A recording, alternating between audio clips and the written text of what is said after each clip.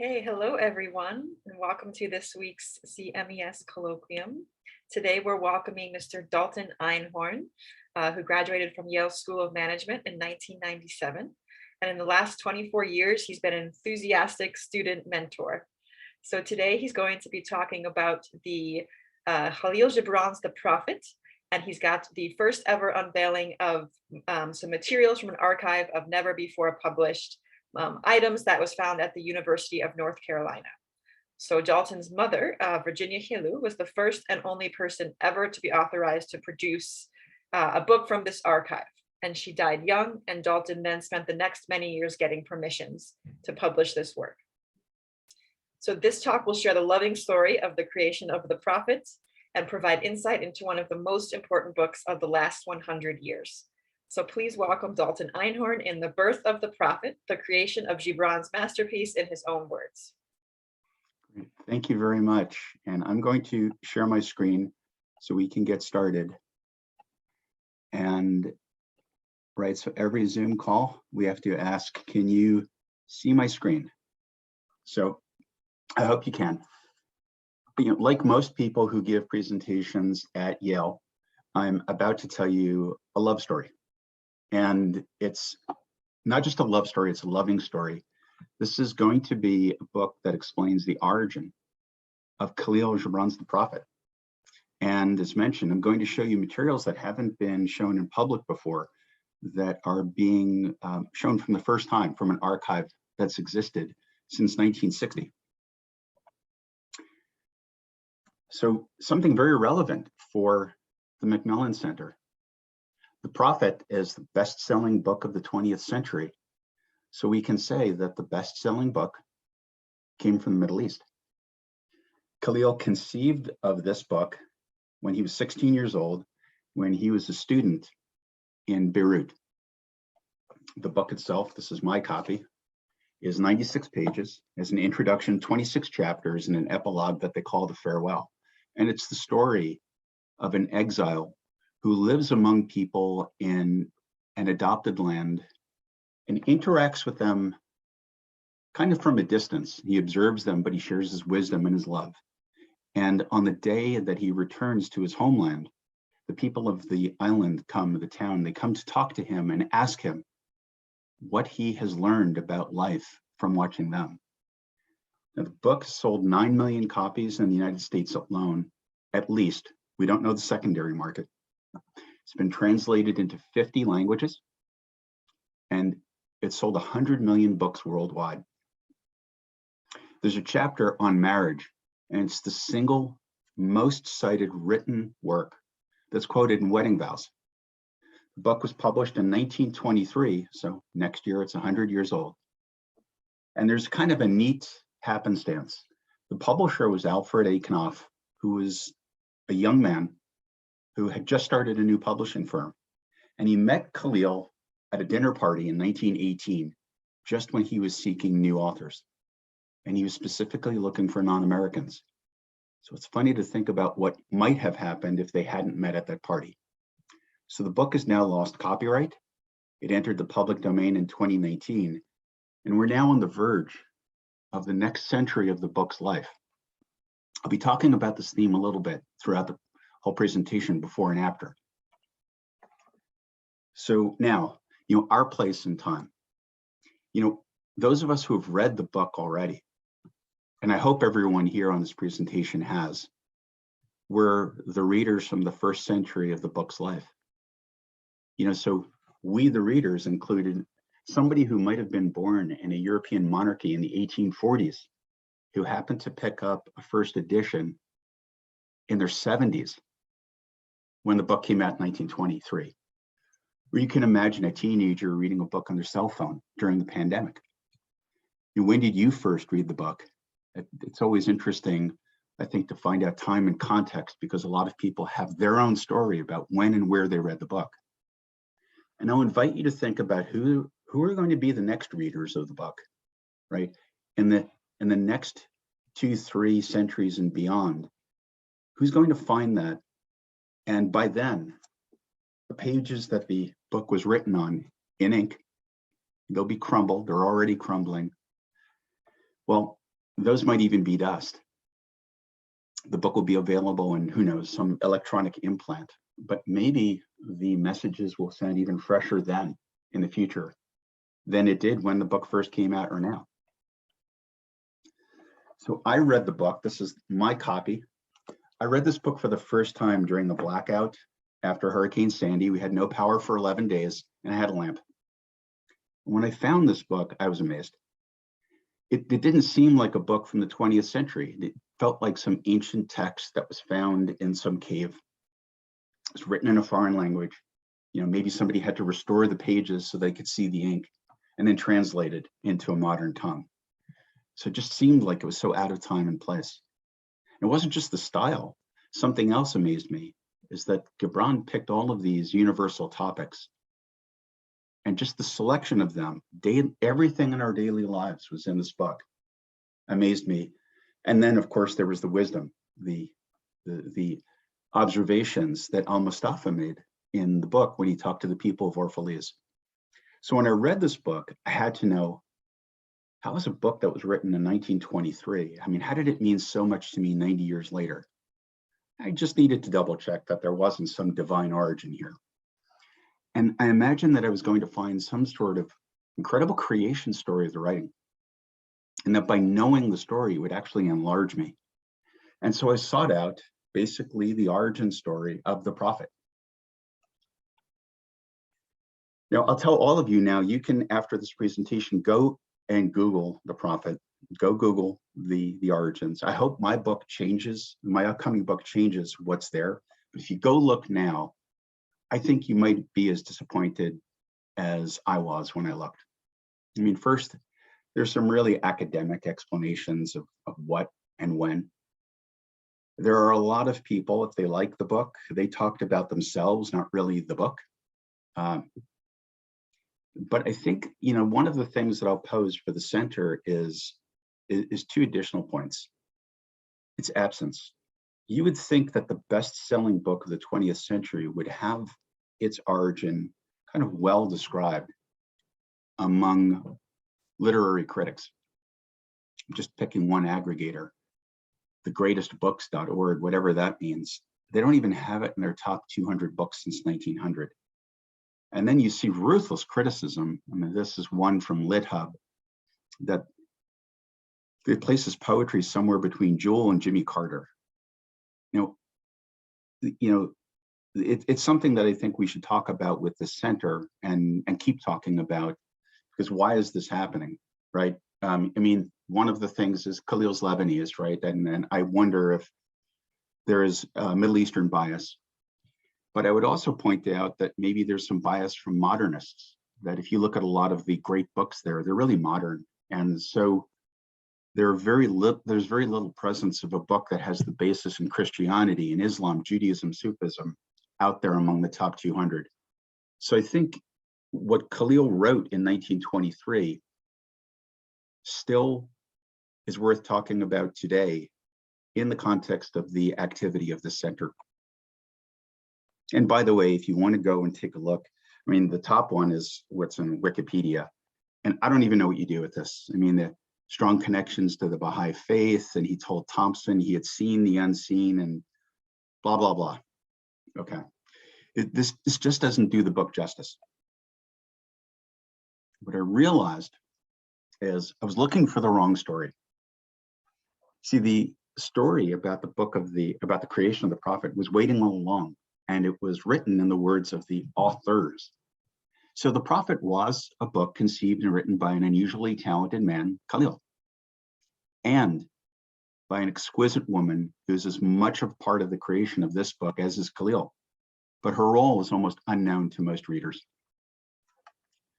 The origin of the prophet, simply, it's the embodiment of a loving relationship between Kahlil and a woman named Mary Elizabeth Haskell, who was a teacher from Boston, who befriended him in his youth, became his soulmate, and was his unfailing supporter until his death at the age of 48, 1931. And so what I'll tell you is the prophet is a love lived. We know this, right? This isn't just me. We know this because Kahlil and Mary tell us the entire story themselves. The entire written record of Mary and Kahlil's relationship and this book exists at the University of North Carolina in the Southern Historical Collection. It includes all of the drafts of the prophet and what was submitted to Knopf in 1922.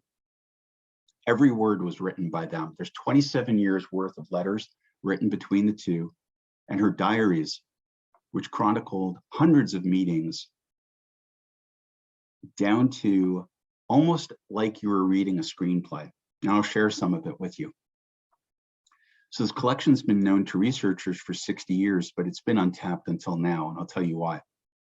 There are about 10,000 pages in this archive. I mean, everything, their entire relationship.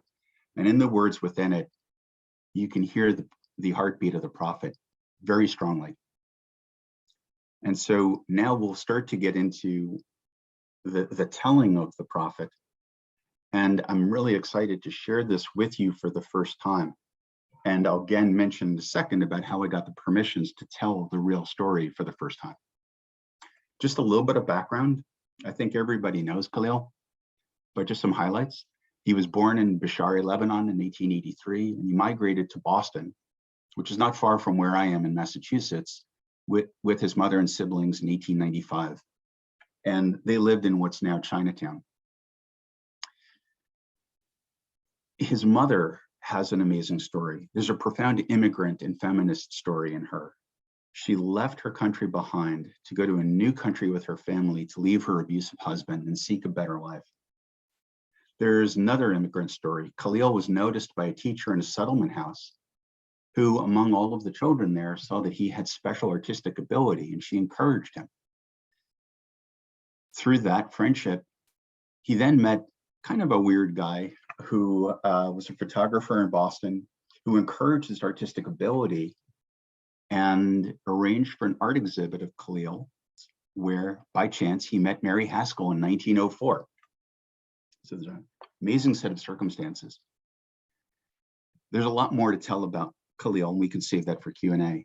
But Mary is one person you might not know much about, and I'll spend a minute talking about her. She was born in Columbia, South Carolina in 1873, and she moved to Boston to establish a school for girls. I became enamored with her, so I have a little bias. She was astounding. She was brilliant. She was exquisitely well-read. She devoured art and theater. She was an outdoorswoman. She was bisexual. And she had a belief that she wanted to train her female students not to be dependent on a man for their future.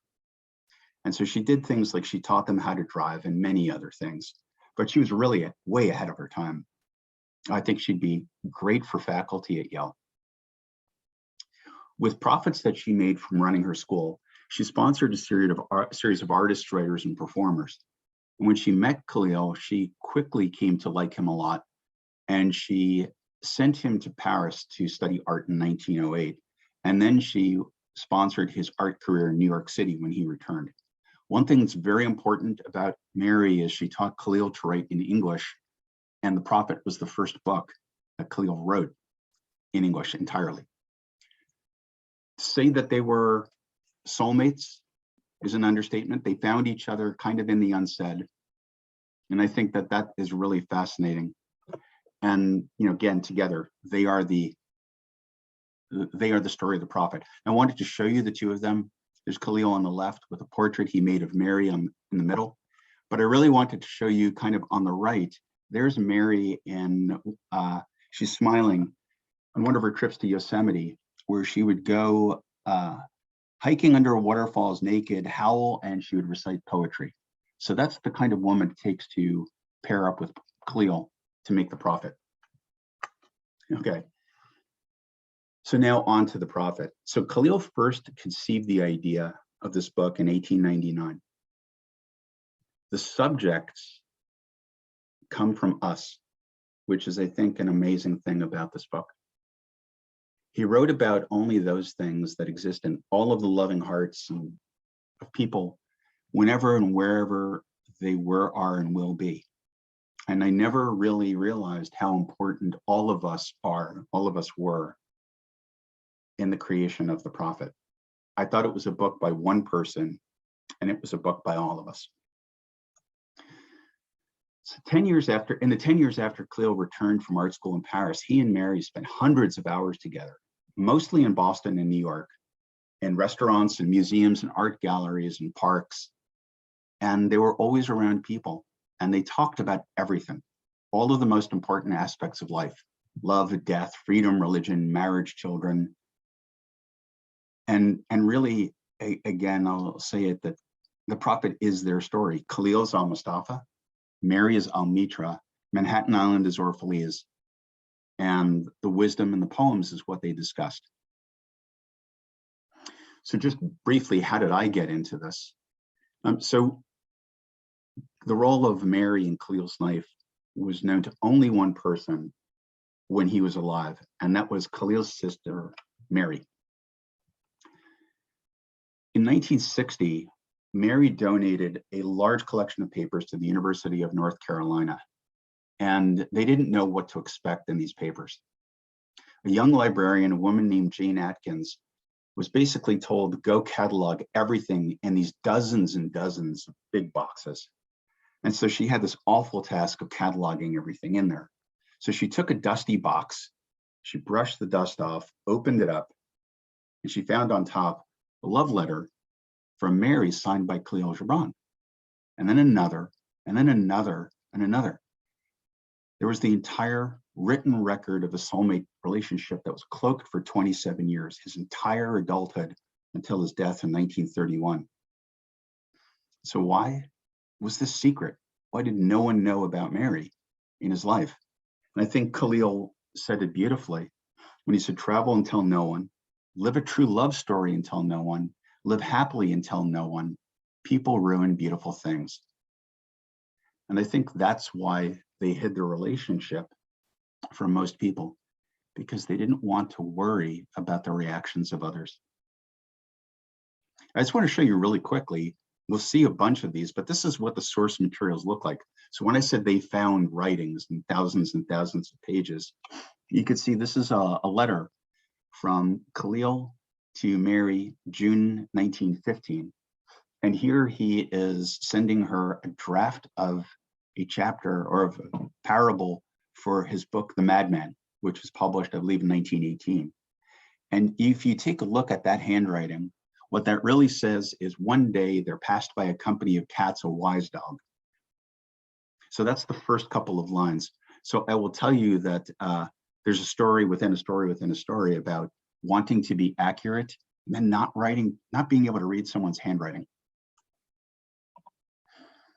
This is what Mary's journals look like.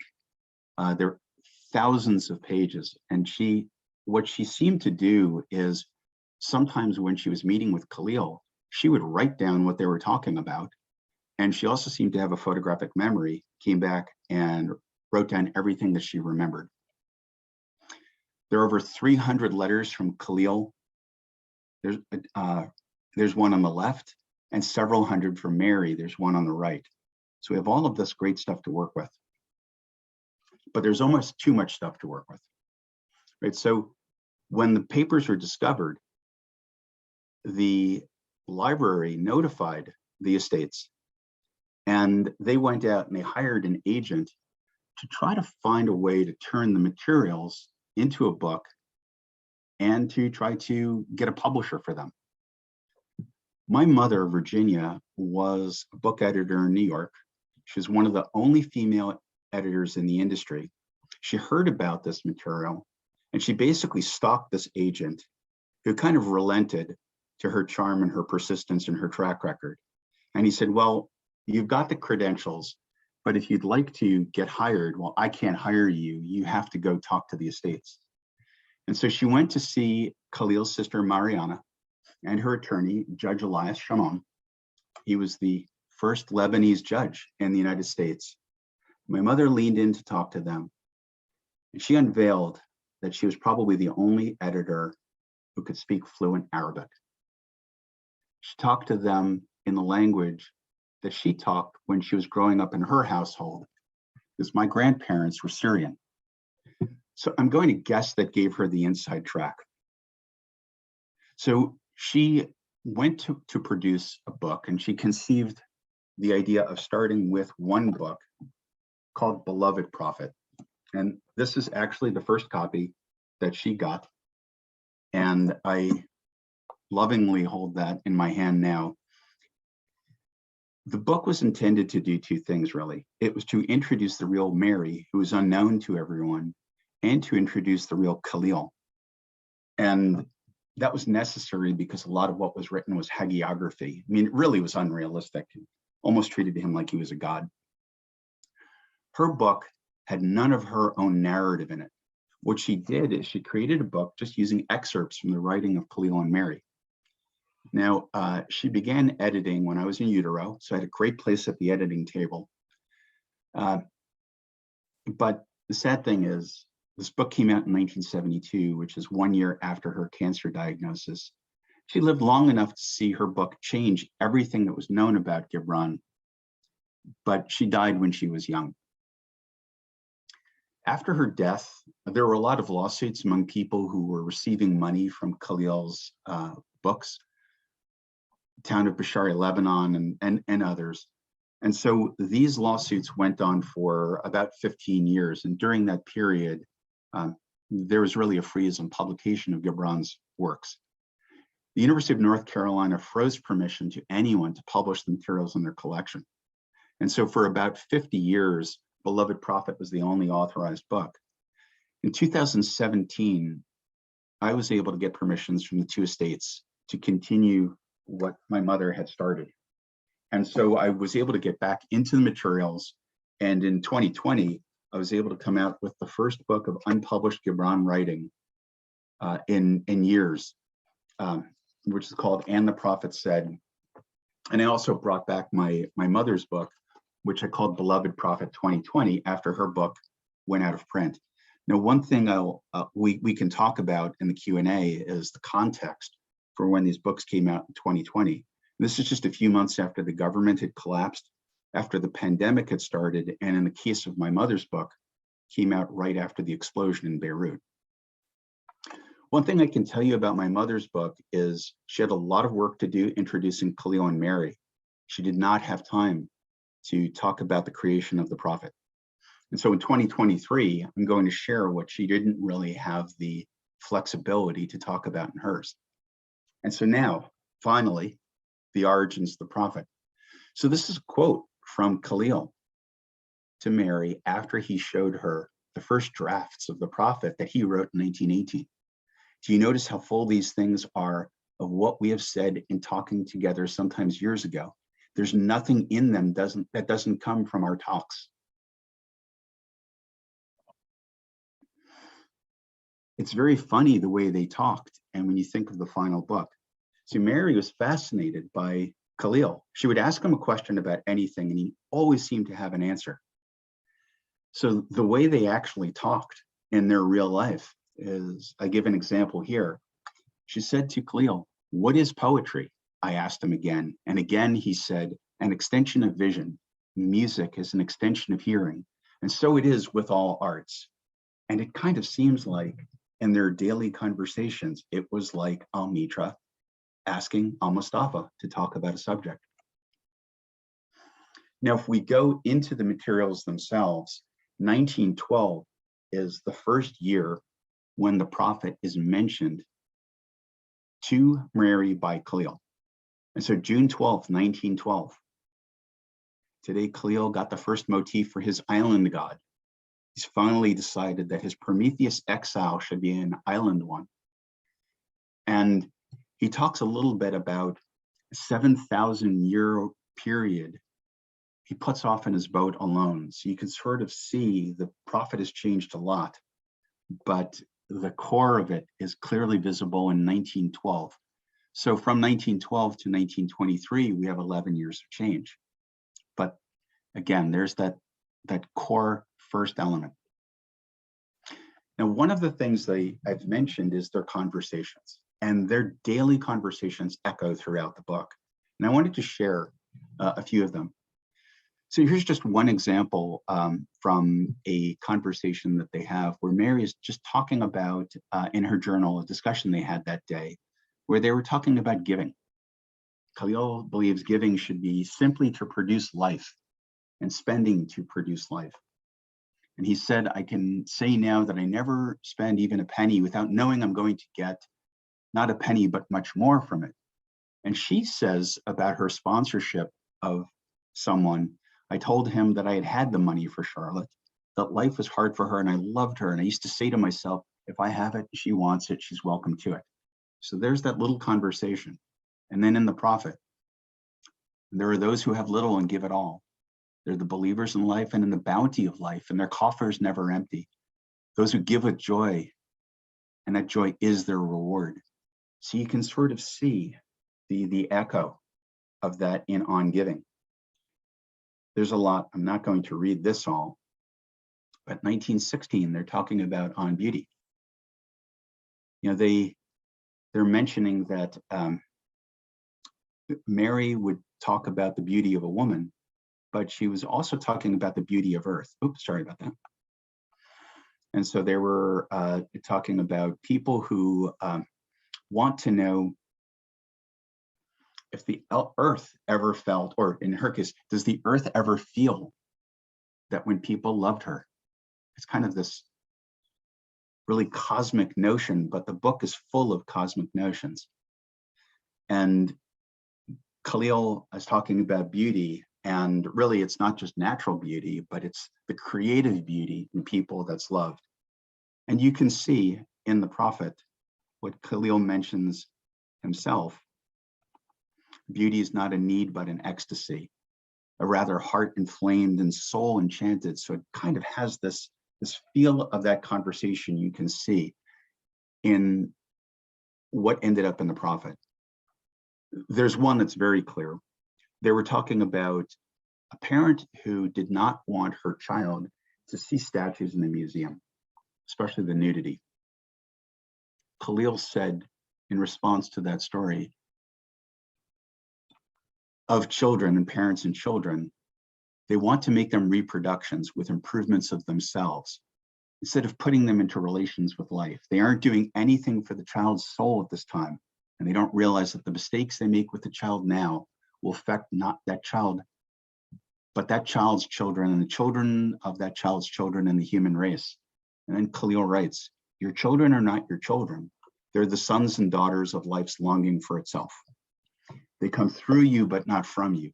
So you can see again, when I say it's the living embodiment of their love affair, I hope you can feel it now. And it's very warm and charming, actually, to see these conversations come to life in the book. So the writing of the prophet started in 1918, but you can see the content had been generated for years. Now, until 1919, Kahlil's style was to write in Arabic and then to get translated afterwards into English, always with Mary's help. The Prophet is the first book written entirely in English. Kahlil spent most of World War I working on organizing aid efforts for Lebanon. But then in the spring of 1918, he announces to Mary that it's time to write. In April 10th, 1918, he writes to Mary, who's in Boston, saying that I'm leaving for Buzzards Bay, which is on Cape Cod. One large thought is filling my mind and my heart. It is to be in English. How can anything of mine be really English without your help? And by the way, Kahlil always signed his letters, may God keep you, beloved Mary. May God fill your heart with his sweet songs. I think, when you're texting with each other, we don't do it like they used to do it. And that's a charm about these letters. We really communicated beautifully with each other. So I mentioned that letter, April 10th, 1918. This is what it looked like. Beloved Mary. His handwriting is a little better, thankfully. And by May 6, 1918, he has 16 chapters done. He goes to visit Mary in Boston. And from her journal, she recounts his conversation in which he said, I did about 2/3 of the big piece of English work that's been brooding in me for 18 months. So this had been waiting since 1916. I had the feeling that I wasn't big enough yet to do it, and that I just let it wait. But in the present few months, it had been growing and growing in me, and I began it. So there we have it. It was that transition from 1917 to 1918 that convinced Kahlil he was ready to start writing the prophet. So he tells her the prologue, right? This doesn't change of how this man, this poet, seer, prophet lives among them, right? So that's very familiar, but the introduction to the prophet had not been written in 1918. It was just told to Mary. And he tells her more about how the ship comes to the city and how the people come out to meet him. And one says, tell us about children. And another says, speak to us of friendship, and so on. And he speaks of these things. He said there are going to be 21 or 24 parts. Well, there was actually 26 in the end. And when he is ended, he enters into the ship, and the ship sails away into the mist. And he read 16 of the chapters to her: children, friends, clothes. And there was one line in the journal that I thought was wonderful. He says, at the end, one says to the poet, tell us about God. And he says, of him, I've been speaking in everything. This is the charm of reading Kahlil in all of these materials. Kahlil really spoke this way. It's very fun to read. I wanted to show you original chapters, right? So what you're looking at here is an original draft of On Buying and Selling from 1918. It's going to sound very familiar to you. The earth yields her fruit. That's the original. You shall not want, but would you not know how to fill your hands? Right. So the final version that we have in the prophet sounds very familiar to you. The earth yields your fruit. You shall not want. Here's the original draft on houses. This is very different. And to be honest, I like the original probably more than the one he ended up with. When the original, it was build your house on a hilltop where the wind murmurs at dawn and the light lingers at eventide, and let it be open on all sides to coming and going of the days. Final version, then a mason came forth and said, speak to us of houses, build of your imaginations a bower in the wilderness. Here you build a house within the city walls. Okay, so you can see that what he wrote in 1918 changed a lot by the time of the final book. And here's a draft of On Pleasure. What I thought was kind of neat is if you look on the right, you can see he sometimes doodled on his own work. I think we all do that on Zoom calls. And a little bit about the writing and editing process. Okay, so he wrote those first 16 chapters in 1918, but 4 more years to submit the final copy. As some of you might or might not know, Kahlil had prolonged periods of physical and mental exhaustion. World War I took a terrible toll on him, fighting for Lebanon's independence. He fell into a deep depression in 1919, and all work on the book stopped. It was about 6 or 7 months before he finally revives in 1920, and he tells Mary that he's going to do nothing other than commit himself fully to writing the prophet. But again, in 1921, he goes through another period of mental anguish, and he just sits and he writes little for much of the year. And finally, he revives, right? There's this pattern with him where he crashes and then he revives, and he's extremely productive. He comes back to Boston in July 12th, 1921, and he tells Mary he's going to stay in Massachusetts to complete the prophet. And then within about 6 weeks, he finishes the farewell. In 1922, this is the year of completion. There's a couple of things I wanted to mention from one of Mary's journal entries. It was really sweet. It starts with her reading a 17th century poem to him while he talked about his reactions, and then he talked about the council. And one of the things that I wanted to point out here is it wasn't until sort of the end of the year that he started to separate the prophet by lines, and they called that the spacing. And he said something that's a little interesting. Said it's better to have people puzzle a little than to have them pass a thing over because it seems so easy. So they discussed making certain concepts in the prophet easier to understand, but he thought it would be a great idea if people had to work on it and think it through. And then there's a great line in there. Of course, I'm having a good time, a wonderful time. This is the way I've learned English, working with you. I work at it by myself too, but where I really learn is with you. On their last working session of 1923, they hear whistles and horns, and they realize 1922 has passed into 1923. This is the first time they spent New Year's together. 1923 is the year the prophet's going to come into the world's consciousness. And on January 2nd, he tells Mary, we're going to miss working with the prophet. And on April 29th, 1923, he submits the final version of the prophet for publication. Now, as the book is nearing its release, Mary is beginning a new life. They loved each other tremendously. They were soulmates, but they could never live with each other. Mary was in the middle of a decline herself. She was exhausted from running her school. And eventually she received an invitation to move to Savannah, Georgia, and live with a man who would eventually become her husband. She went to Kahlil before she accepted the invitation. She sought his advice, and she hoped he would ask her to stay, but he encouraged her to go. So as the prophet comes to the world, Mary begins leaving Kahlil's life. They'll communicate less and less, but not before two great things happen. 1923, Mary receives her copy of the prophet, and she writes possibly the most loving letter of the 20th century. October 2nd, 1923, the prophet came today, and it did more than realize my hopes, for it seemed in its compacted form to open yet further new doors of desire and imagination in me, and to create about itself universe and nimbus. The text is more beautiful, nearer, more revealing, more marvelous in conveying reality and in sweetening consciousness than ever. Life and man are dearer and realer because of it. Bless you for saying it all. The book will be held as one of the treasures of the English language.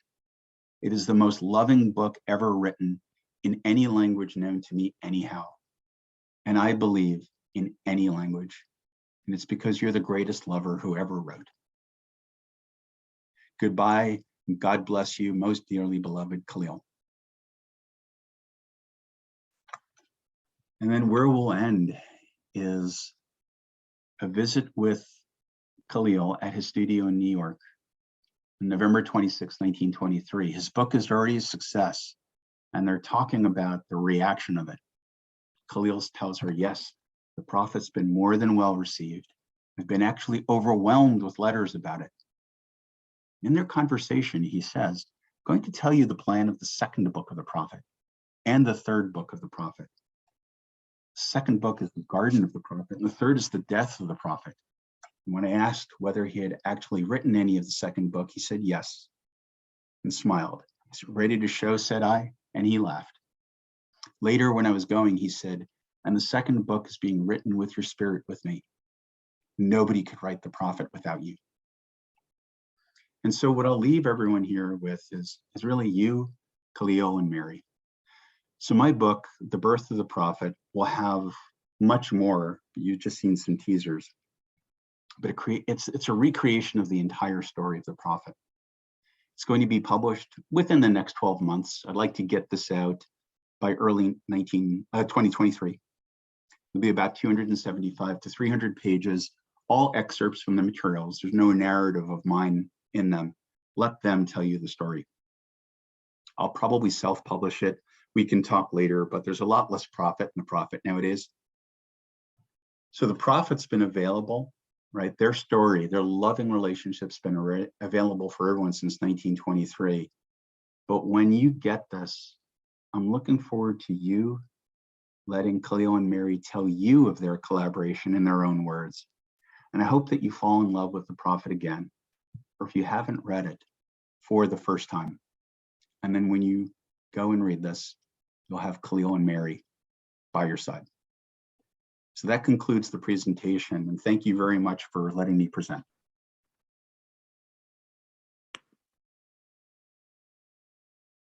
Thank you so much for that lovely presentation. And we've got some questions in the Q&A. And this one looks like a comment. So he says I hope you correct the spelling of Kahlil. So he has it Khalil. Yeah, that's funny because if you look at the Knopf version, Kahlil, and so the two comments I get is you spelled Kahlil wrong, and I say Gibran and they say Gibran. So I'm making two errors here that are bound to offend somebody, but on the name spelling, I'm not sure which direction to go in. But that's well understood and appreciated. I've heard that one before.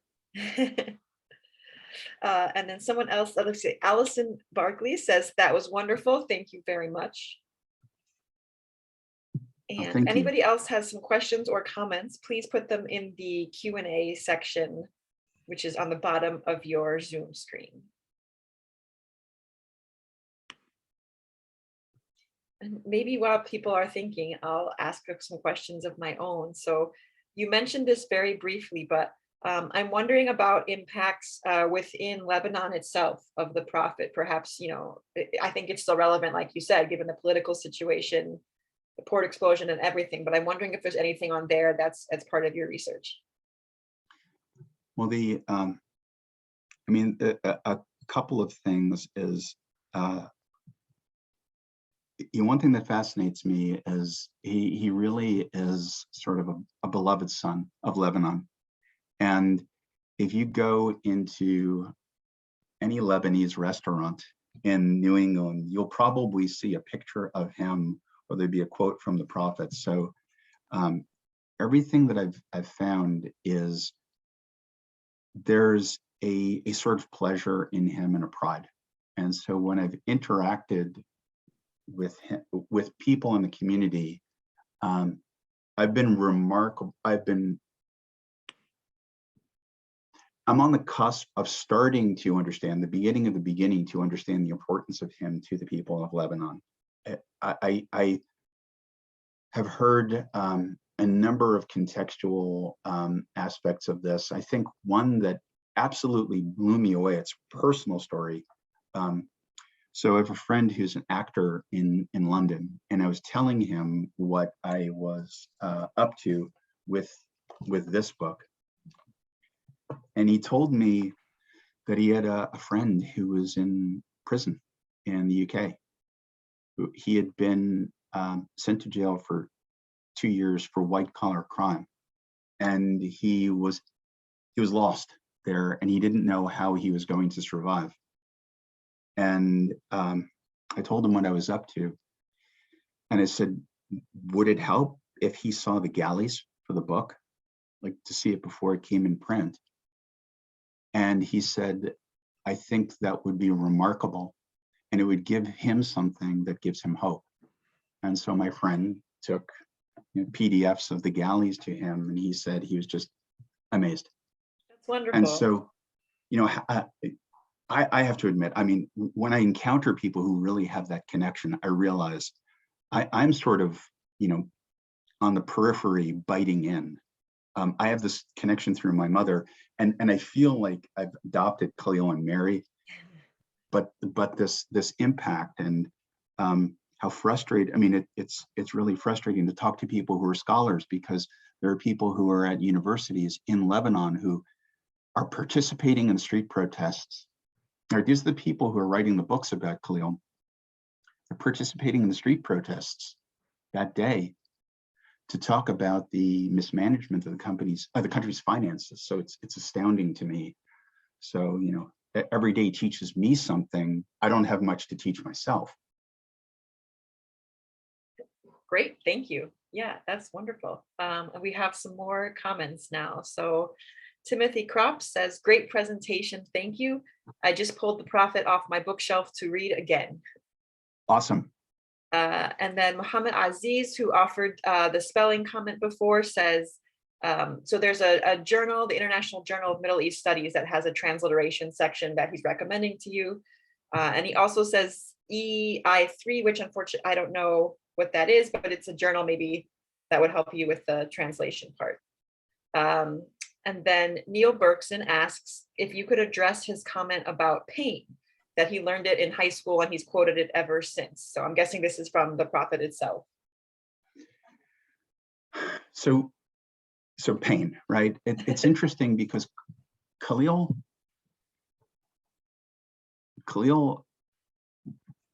talked a lot about contrast and about one can't know something without knowing its opposite. And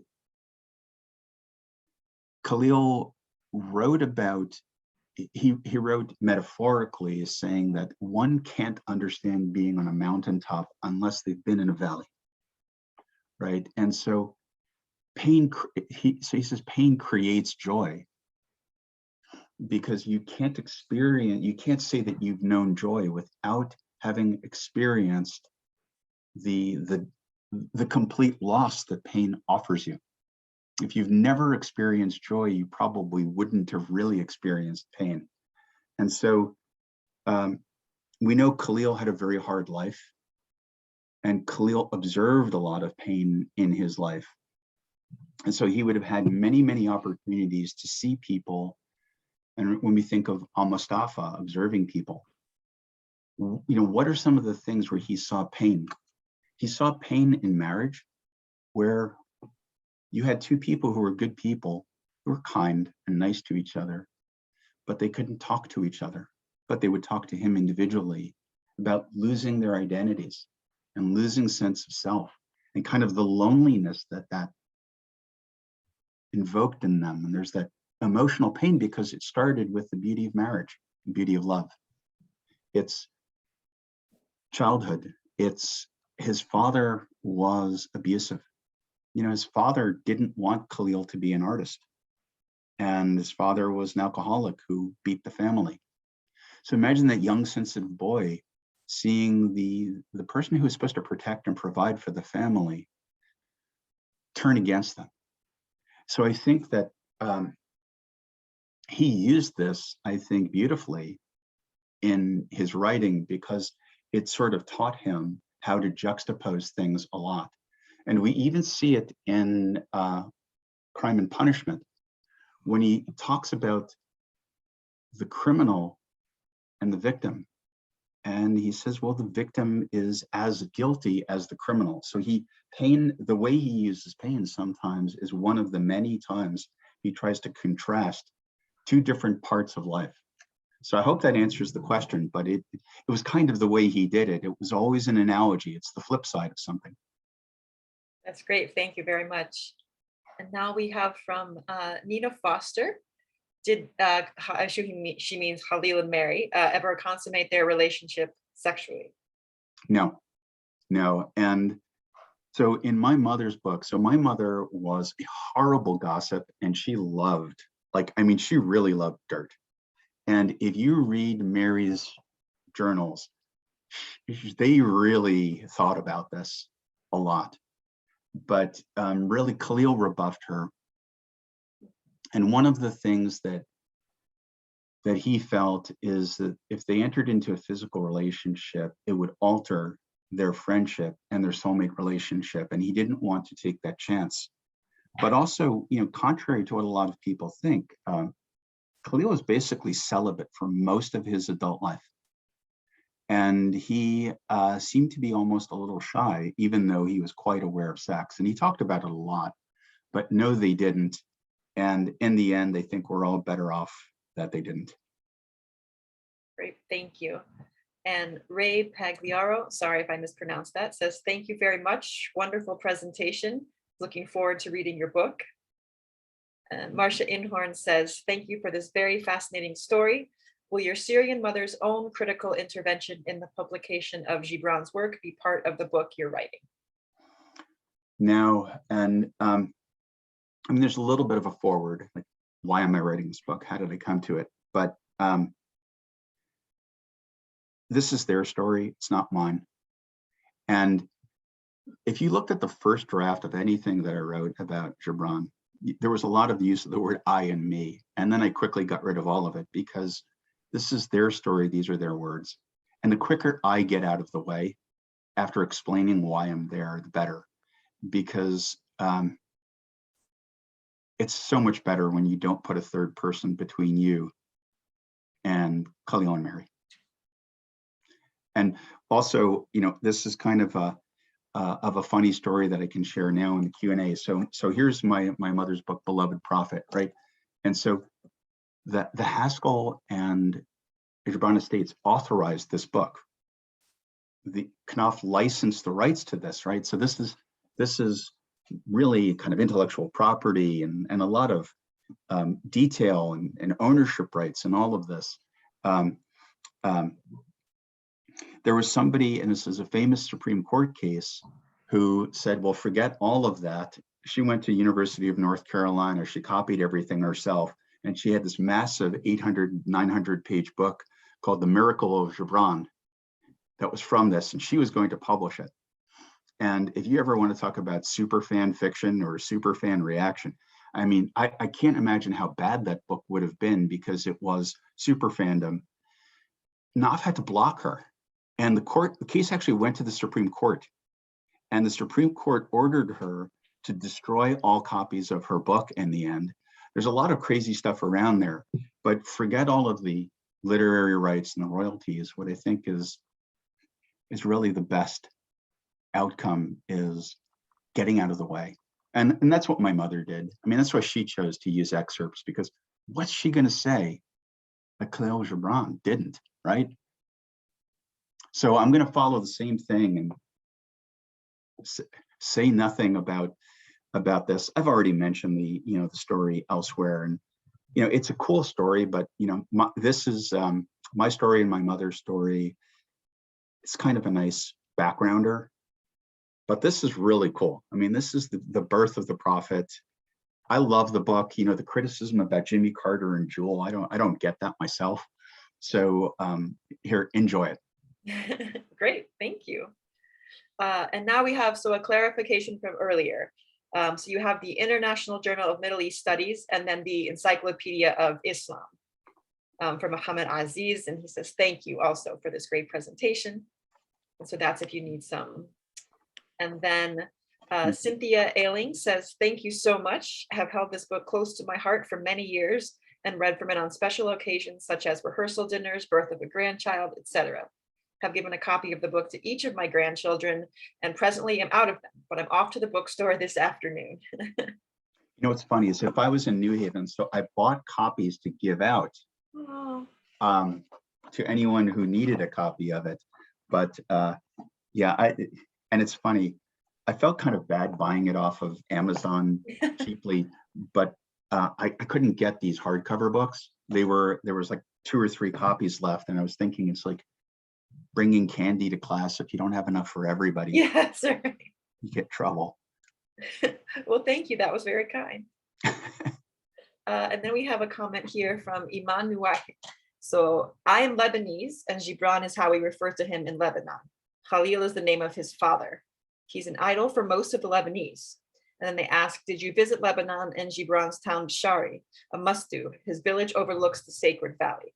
And also connecting with Dr. Henry Zoraib at the Lebanese American University in Lebanon.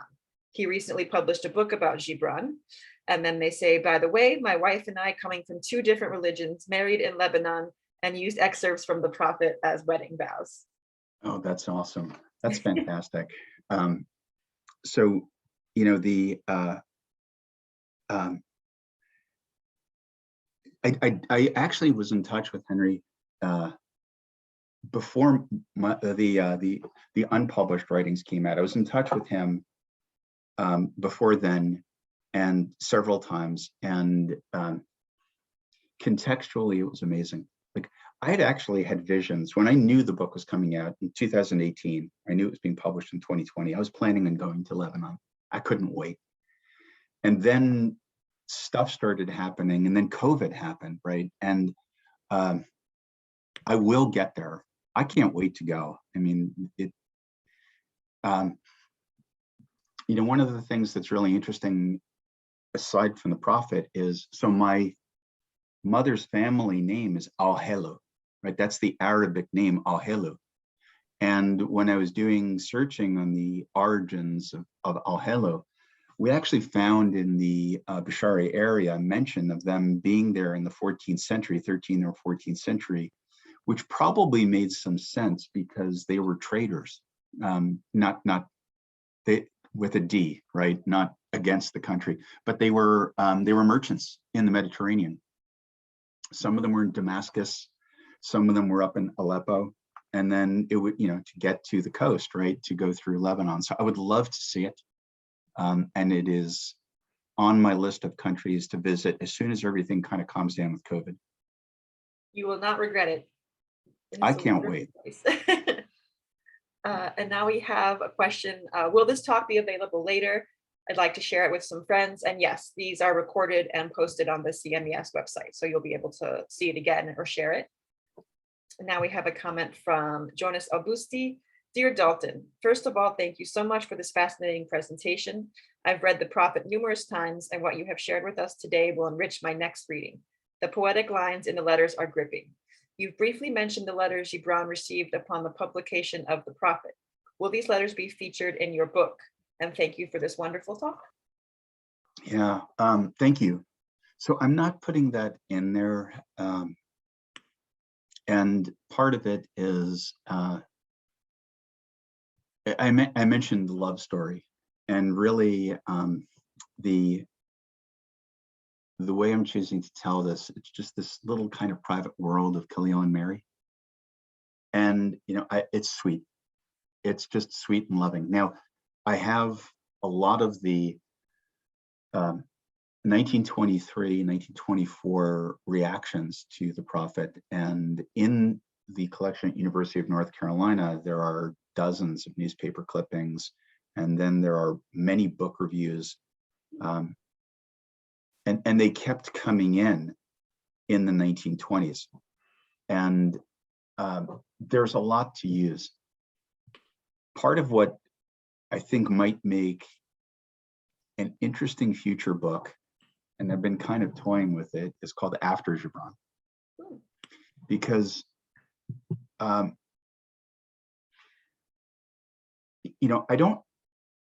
haven't really thought this one out yet, but I think people associate him with the Prophet. But there's another story that I came to see from just living in these materials, and that is, after Mary moves to Georgia and kind of exits Kahlil's life, there's this steady, slow decline. He never wrote anything that kind of came close to the Prophet afterwards. He started drinking more and more, and he died in 1931 of cirrhosis. And those last few years are very rough. And when I've read the materials, one of the things I read into them with my own bias is his last 8 years were grieving the loss of Mary. And I think there's a lot in there. You can imagine for me, with the connection with my mother, of losing someone and the impact that it has on you. So I read that into it. So I have to be careful that I don't create something that's not there. But I just think it's really, it's incredibly poignant, and it's almost grippingly emotional to see all of this praise come in from around the world, begging him to come and speak in this country or in this city or wherever. And at the same time, there's this gripping sadness that's killing him. And so those contrasts, pain, right? Get back to the earlier comment. That's what I see in there. And I think it's interesting to know. And then, a couple of other things that might be of interest are, so what happened when he died? Right, there's a lot that went on. And so, I've been trying to wrestle with, is that one book? Is that two books? Is that an ultimate bummer that really makes everyone feel bad? And maybe that's not the way to go. But yeah, I'm thinking about that a lot. Very interesting. Thank you. And we've reached the end of our session time here. So I'd like to thank you so much again for your wonderful presentation and the Q&A. It was so interesting. And perhaps if people have follow-up questions, they could be in touch with you another time. Great. Well, thank you very much. Thank you.